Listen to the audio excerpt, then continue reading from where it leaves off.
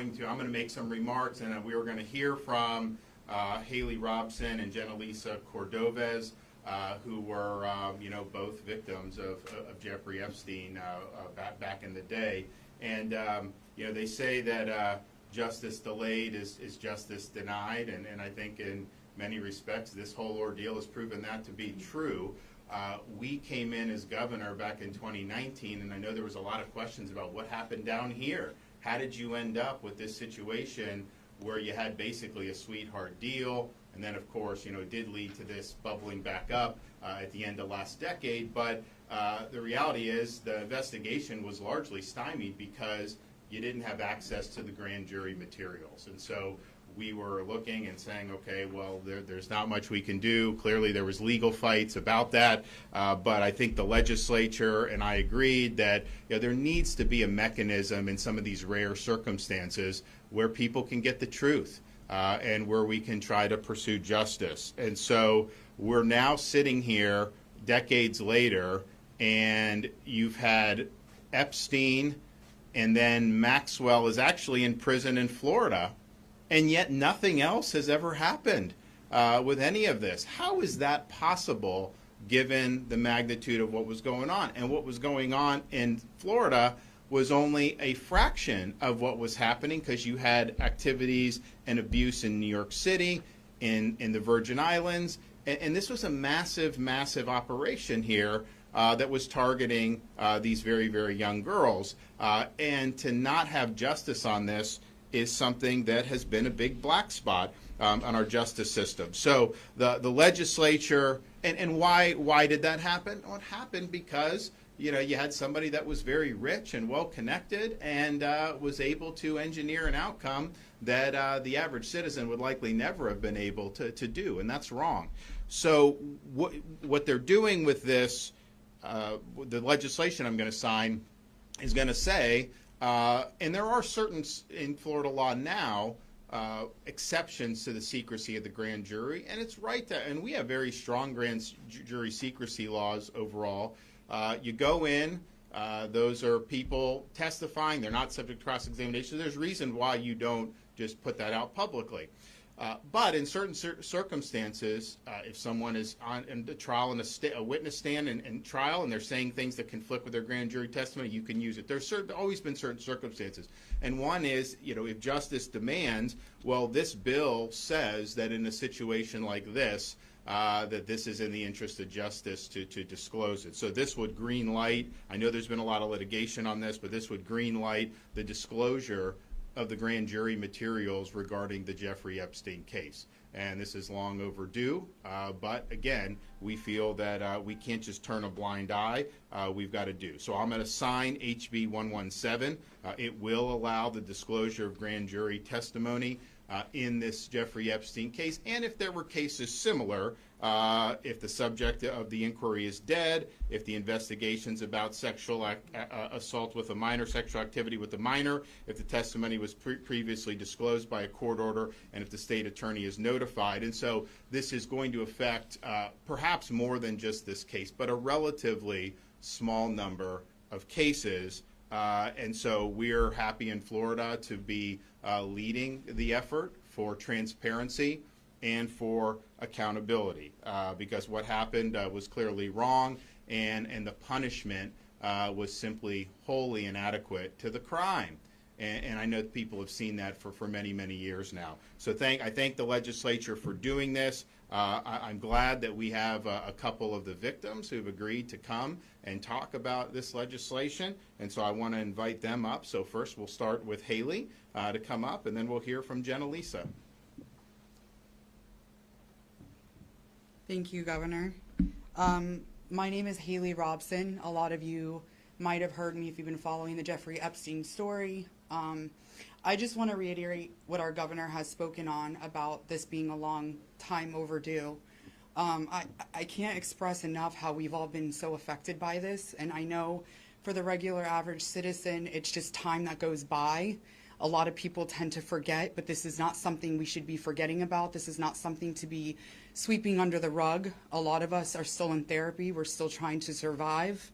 I can't express the gratitude I have for this bill. Sorry. It's okay.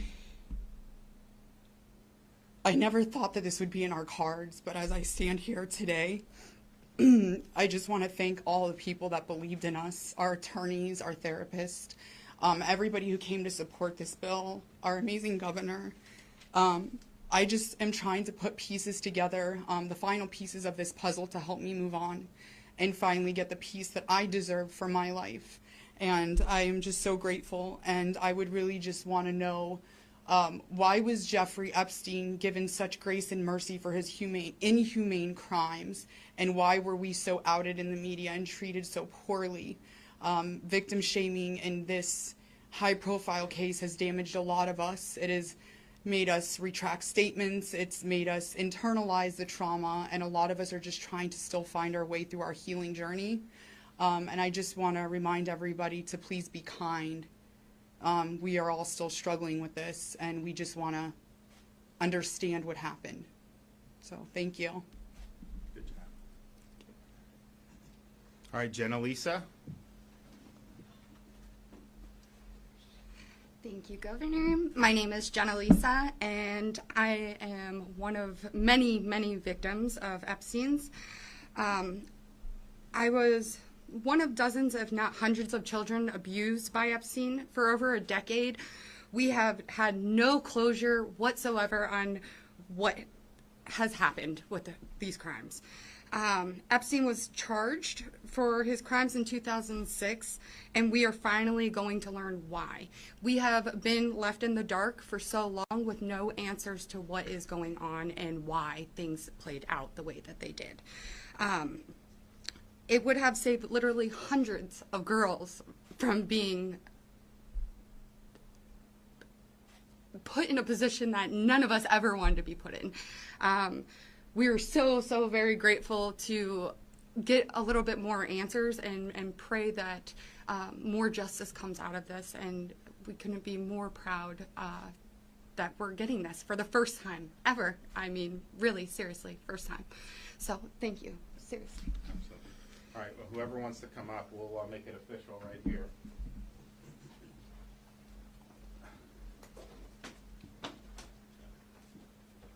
Give me two more.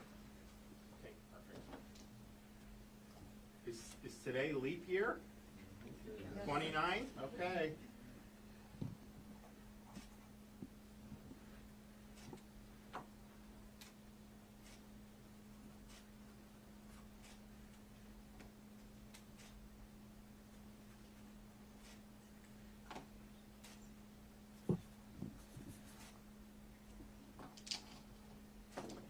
So that's in the books. Long time coming.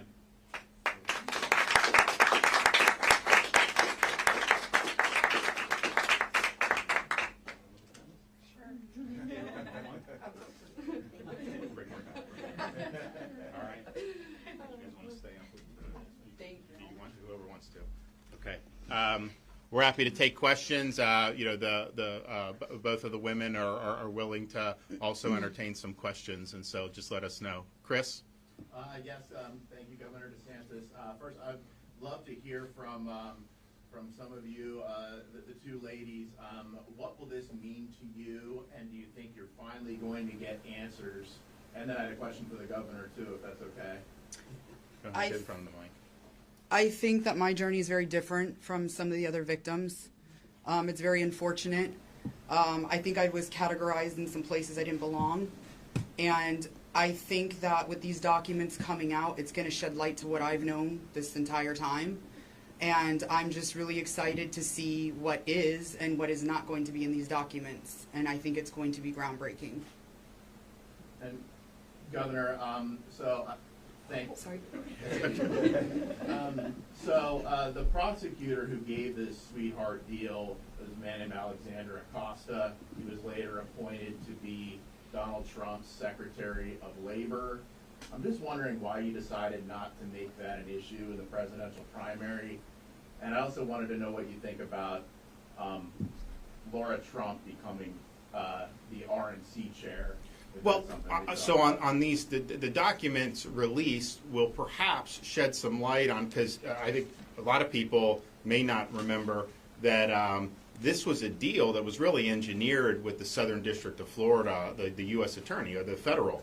The case was not brought federally, which I think there would have been an ability to do that. Instead, they converted it into the state, where the charges were relatively minor, and obviously the punishment was effectively a slap on the wrist given the severity of the crimes. So that has been a question I think a lot of people have had. This was something that was really scrutinized at the latter part of last decade. I mean, it got a lot of media attention. Clearly, the secretary at the time was under pressure, and that really caused him, a lot of problems with remaining in office. So that's kind of been vetted on that. And in terms of, and I did say during the presidential campaign that the federal Epstein files should be released, and I was committed to do that. I would challenge Joe Biden to do that now. I think a lot of these victims would appreciate that, because there's still a lot of unanswered questions about how this happened. Yes, sir. Yes, Governor. It was in addition to getting knowledge what these papers might release. Is it also possible that this could lead to more civil action or more criminal charges? And if it's a statute of limitations issue, would you be willing to go to the legislature to try to extend it the way it was done in many states of the Catholic Church in the various? Yeah, look, I think we would be interested in figuring out how to pursue justice. It is important. This is a rare circumstance. There very well may be actionable items that fall within the statute of limitations. Many of them may not, and then we'll have to see kind of how all that shakes out. But I'm open to being able to institute policies that are gonna try to right a wrong, because this was not handled in a way that delivered what justice required. And when I hear the women talk about never having closure, I mean, just think about that. Like, bad things happen in this world. It's terrible. But if you have something and someone does something wrong and you throw the book at them and they get justice meted out, it can never undo what happened. But you do feel a sense, it does help, right? And they never had that. And that's why I think it's been difficult for a lot of them for many years. Governor DeSantis, I know that there's a process to all of this. So what happens now that you've signed this, and what's the process? Well, so this goes into effect on July 1st. That's typically what the legislature does when they do legislation. So that'll be the law of the land, and so this will be you can petition to get this released, and the law as written now will effectively compel it to release. If a judge wouldn't do it, you would be able to appeal and get that overturned based on the text of this new law. So I think that's a positive thing.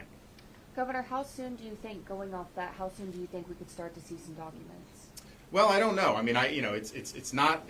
This is not a huge undertaking in terms of what we're talking about here. We're talking about one jurisdiction primarily where this is going to be done. So I don't think it should take forever and a day. I think the legal hurdles will be cleared. And look, I mean, when you're dealing with grand jury material, there's a lot of sensitivity with that, even for the custodian of it. Even if that person may think some of this stuff has public interest, there are laws in place. So I get that. Well, now we've cleared the road for this, and so this should be something that happens very quickly, and hopefully that we get more answers. You guys have anything more to say? I have a question for you. For me? Even though I'm not part of the media. My question for you is, in regards to the documentation that you just signed on the bill for them to be released, is there any information in those documents that's going to be filtered, or are those documents going to be released as is, protecting the victims? So there is a possibility that a judge could order certain things redacted. That is possible, but I think it's structured in a way where that's disfavored. So, but that could be something that could be litigated.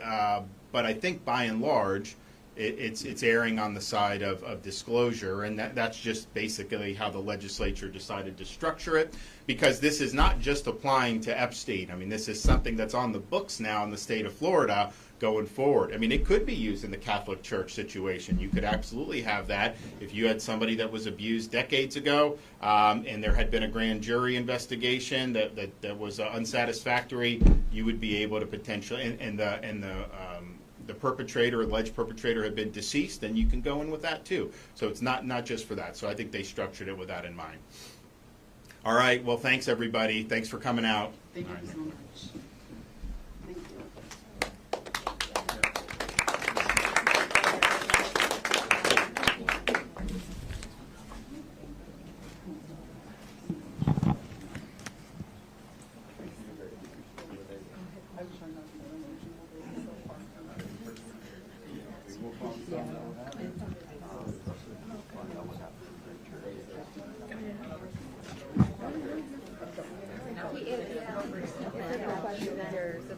All right.